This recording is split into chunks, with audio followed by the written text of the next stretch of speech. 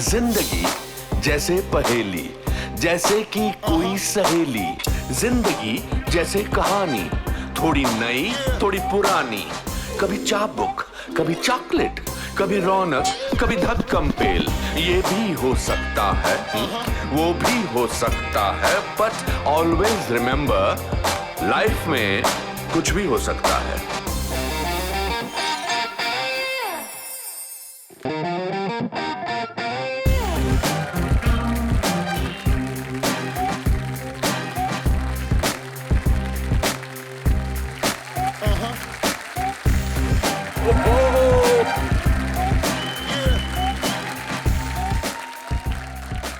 दोस्तों, अगर एक उद्योगपति के वंशज रतन टाटा अपनी पेरेंट कंपनी को विश्व की 100 सबसे बेहतरीन कंपनियों का दर्जा दिला सकते हैं तो कुछ भी हो सकता है। अपने वालिद अल्लाह रखा से मिली तबले की तालीम से अगर जाकिर हुसैन तबले को विश्व का प्रसिद्ध साज बना सकते हैं तो कुछ भी हो सकता है। और अगर विश्व प्रसिद्ध रनर मिल्खा सिंह का बेटा जीव मिल्खा सिंह गोल्फ में अपना नाम रोशन कर सकता है तो कुछ भी हो सकता है। दोस्तों, याद रखिए कि जिंदगी एक भेंट है जो पूर्वजों ने आपको दी है।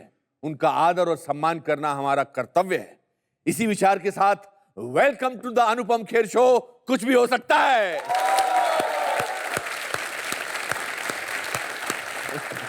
राजा का बेटा राजा, डॉक्टर का बेटा डॉक्टर और इंजीनियर का बेटा इंजीनियर, यह परंपरा विश्व भर में सदियों से चलती आ रही है और इसे विश्व के कई समाज अपनाते भी हैं। पहले जमाने में बच्चों को जीवन की प्राथमिक शिक्षा माँ बाप देते थे, लेकिन धीरे धीरे माँ बाप अपने काम में व्यस्त होने लगे और इसीलिए जन्म हुआ प्राइमरी एजुकेशन जैसे एक नए सिस्टम का। इस नए सिस्टम से एक नई पीढ़ी का उद्धार हुआ जो एक दूसरे से प्रभावित हुई। एक डॉक्टर का बेटा इंजीनियरिंग से प्रभावित हुआ, वही एक वकील का बेटा डॉक्टर से, और इसी प्रकार वंश परंपरा तकरीबन समाप्त होने लगी। इस नई सोच को समझने में हमारे माँ बाप को कई सदियां लगी और कुछ आज भी इसे समझने की कोशिश कर रहे हैं। मेरे पिताजी फॉरेस्ट डिपार्टमेंट में क्लर्क थे और उनके मित्र भी एक साधारण समाज के थे। उनके मित्र हमेशा मुझे कहते थे कि बेटा अनुपम, किसी तरह कॉलेज खत्म कर लो तो तुम्हें फॉरेस्ट डिपार्टमेंट में क्लर्क लगवा देंगे। सुनने में चाहे अटपटा लगे, पर मुझे लगता था कि मेरा फ्यूचर बड़ा सिक्योर है। लेकिन मेरे पिताजी की सोच अलग थी। वो हमेशा कहते थे कि बेटा, बड़ा सोचो, बड़े आदमी की तरह सोचोगे तभी तो बड़ा बनोगे, और याद रखो कि इस दुनिया में मैं तुम्हारा सबसे बड़ा फैन हूं। यह बात मेरी जिंदगी की सबसे बड़ी प्रेरणा थी और शायद मेरे पिताजी की मेरे बड़े बनने की चाह मुझे फिल्म लाइन की ओर ले गई। तो दोस्तों, अगर एक पिता अपने बेटे का फैन बनकर उसे कुछ बनने की प्रेरणा दे सकता है तो लाइफ में कुछ भी हो सकता है। यह तो थी कहानी उसकी, जो बड़ा आदमी नहीं था मगर बनना चाहता था। लेकिन उनका क्या, जिनको शोहरत और रुतबा विरासत में मिले हों? क्या उनको वंश परंपरा के खिलाफ जाना चाहिए? इस सवाल का जवाब मेरे पास नहीं है, लेकिन आज जो मेरे मित्र यहां आए हैं, शायद वो इसका जवाब दे सके। हिंदी फिल्म जगत की नई पीढ़ी का उभरता सितारा, एक ऐसे सितारे का अंश जो आज तक हमें प्रभावित करते हैं। दोस्तों, मैं स्वागत करता हूं मेरे अजीज दोस्त अनिल कपूर की खूबसूरत बेटी, एक अनन्य अभिनेत्री सोनम कपूर का।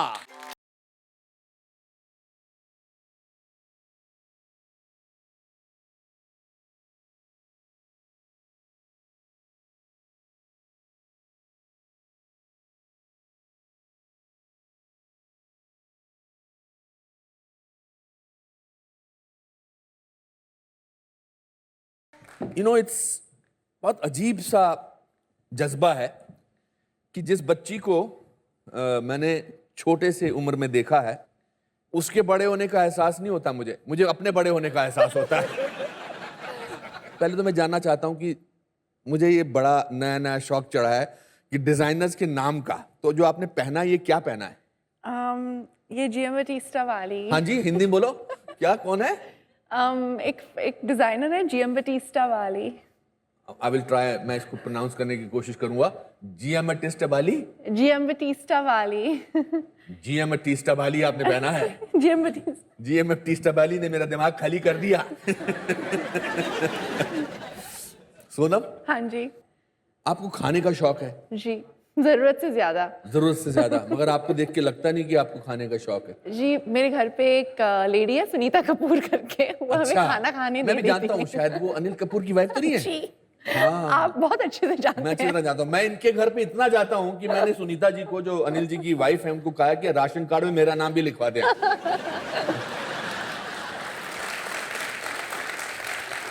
सोनम, हाँ जी, मैंने आपको एक दूसरे अवतार में भी देखा है। सिर्फ 1 साल के लिए। मैंने क्या बोलने वाला था पहले मेरे को बताओ। पता, आपने ऐसे कर दिया तो मुझे पता चल गया आप क्या कहना चाहते हो।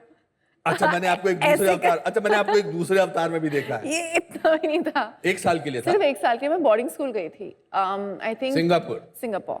सो आई थिंक पर आपको अगर देखो, ये शो जो है इसमें कुछ भी हो सकता है, एलिमेंट है, हाँ जी, तो इसलिए मैं आपकी बुराई नहीं कर रहा हूँ। नहीं नहीं, कि अब अगर मुझे मैं कह पता रहा हूँ, है, मुझे पता तो है। आप इसमें डिफेंसिव मत होइए कि नहीं, मैं बिल्कुल सिर्फ 1 defensive। साल के लिए, अगर मैं उस शब्द का इस्तेमाल कर दूं, मैं सिर्फ 1 साल के लिए मोटी थी। हाँ, पर इतना लिखा गया है इसके बारे में। और हाँ, मैंने करीब 30 किलो कम किए थे।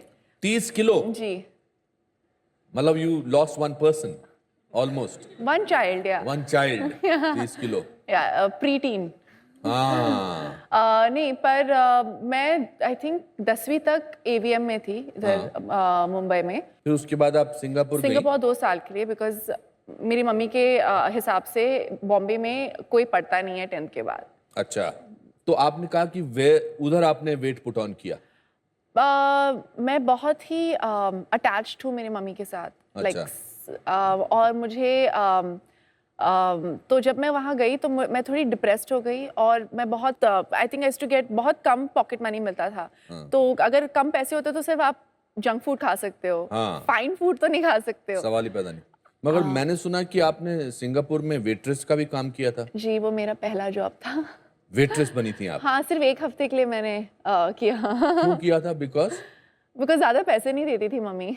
अच्छा, तो आपने किस रेस्टोरेंट में काम किया था? चाचा चाज। चाचा चाज में? Horrible, you know. आप पोलाइट वेट्रेस थी या नहीं, arrogant? मैं आपको पता है मैं कैसी हूँ। हाँ, पोलाइट सी। गलती हो गई मुझसे, थोड़ी चाय गिर गई, सॉरी, मुझे माफ कर but I was दीजिए। the worst. I cannot tell you how bad I was. पर then I became an assistant director ना, which is a glorified peon. Glorified peon. पर आप एक्टर की लाइफ, मतलब एक्टर के घर में पैदा हुई, डायरेक्टर क्यों बनना चाहती थी? Because मुझे पता नहीं था कि मैं गुड लुकिंग हूँ।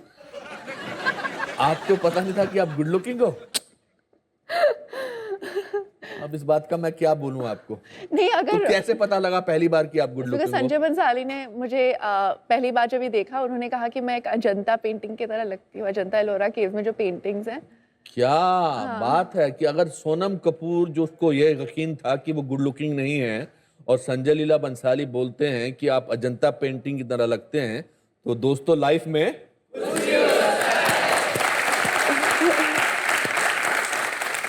वन मोर थिंग इज कि सब बहुत शॉक्ड हो गए कि मैं एक्ट्रेस बन गई, क्योंकि मुझे बहुत, I have horrible stage fright, horrendous stage fright.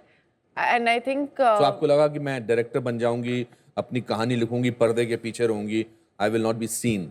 और ऑल्सो मेरी एक बहुत, आई डोंट नो अगर प्रॉब्लम है कि नहीं, I have a little problem in being diplomatic. हाँ, वो तो मैंने देखा है बहुत बार। हाँ, बट वो तो आपकी, मुझे लगता है, खासियत है, ये प्रॉब्लम नहीं है जी। ये बहुत सारे लोग बोलते हैं कि जी मैं डिप्लोमेटिक नहीं हूँ, ये मेरी कमजोरी है। मुझे लगता है कमजोरी है, पता नहीं, मैंने जैसे आपको कहा कि पता नहीं अगर ये मेरी स्ट्रॉन्ग पॉइंट है कि नेगेटिव पॉइंट है। पर एक्ट्रेस स्पेशली इंडियन इंडस्ट्री में अगर आप हो तो एक टिपिकल पर्सनालिटी होनी चाहिए, बहुत स्मार्ट होना चाहिए, बहुत शाना होना चाहिए। और नो, इट्स बिकॉज बहुत कंपटीशन है ना, यू कांट जज anybody who is that way. Fortunately for me, मुझे you know, I don't need to survive, I don't need to work to survive. I am working because I love my job. तो मुझे अपने नाप तोल के ज्यादा बात नहीं करना पड़ता है, you know, because I don't have to please everybody. आपने संजय लीला बंसाली को चुना असिस्ट करने के लिए, कितना पैसा मिलता था वहां पर? 3,500 रुपीज पर मंथ? या विद सिकंदर को भी उतना ही मिलता था, आपको पता है। मैंने सिकंदर से पूछा ही नहीं, उसने मुझे आज तक एक पैसा नहीं दिया है, तो मैं क्या बताऊंगा आपको। मगर आप गाड़ी नहीं खरीद सकती थी, आप लोगों से लिफ्ट लेती थी। जी, आपको ये कैसे पता? मुझे सब पता है। हमारी रिसर्च टीम ने सब काम किया हुआ है। हाँ जी। आपको आपके माँ बाप ने गाड़ी नहीं लेके दी थी क्योंकि वो आपको स्पॉइल नहीं करना चाहते थे। हाँ, आई टू गेट लिफ्ट्स। फिर मैंने एक सेकंड हैंड गाड़ी ली थी, अपने मम्मी से ली थी। वो लोन पे ली थी। हाँ। लोन पे ली थी ना। हाँ। पर एक इसमें एक सेंस ऑफ अचीवमेंट होती है कि मैं एक फिल्म कलाकार की बेटी हूँ। आपको क्या उसका प्रेफरेंस मिलता था सेट पर व्हेन यू वर असिस्टेंट? नहीं ना। बिल्कुल नहीं। संजय लीला बंसाली साहब तो बहुत मशहूर हैं अपने टेम्परामेंट के लिए और अच्छी फिल्में बनाने के लिए। जी। सिकंदर ने भी मुझे बताया उनके बारे में अच्छी बातें। हाँ जी। नो बट सीखने को बहुत कुछ मिलता है। बहुत सीखने को मिला। मैं I was 17 when I joined him. मैं 22 या 22 की थी जब सावरिया रिलीज हुई। तो आपको लगता है कि सावरिया आपको इसलिए मिली क्योंकि आप 5 साल उनकी असिस्टेंट थी? नहीं, मुझे सावरिया पहले दिन पे ही मिली थी। My first day on my job. अच्छा। As an assistant director. Sanjay Bhansali को करीब 1.5 ईयर लगे मुझे कन्विंस करने को कि प्लीज आप मना कर रही थी? क्या बात है। फिर मैंने बहुत ऑडिशन किया उसके बाद। जब मैं रेडी हो गई, he is like are you ready ना, तो ऐसे हाँ मैं रेडी हो गई। जब आप सावरिया आप देखते हो पिक्चर तो आपको क्या लगता है आपने कितना अच्छा काम किया उसमें? मैंने अच्छा काम किया है for my first film, but just for my first film. दोस्तों, सोनम जिस परिवार से संबंध रखती है उस परिवार के एक और सदस्य हमारे शो पर आए हैं। इन्होंने अपनी छवि बदलने और एक्टिंग की कला को सीखने के लिए बहुत मेहनत की है। ये वैसे काफी गंभीर दिखते हैं पर है नहीं। प्लीज वेलकम मेरे अजीज दोस्त बोनी कपूर के बेटे अर्जुन कपूर का।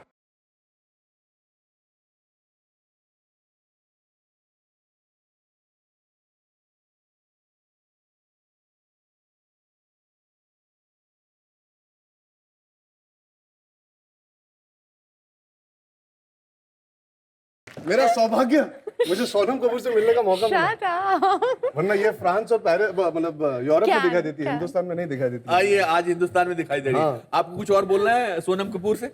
नहीं, मैं ऑडियंस से कहना चाहता हूँ, मैं बैक स्टेज सब सुन रहा था, सोनम ने जो कुछ कहा। काफी कुछ चीजों से वाकिफ हूँ, लेकिन एक चीज जिससे मैं बिल्कुल वाकिफ नहीं हूँ जो मैं आज खुलासा करूंगा सोनम के बारे में। 2 चीजें।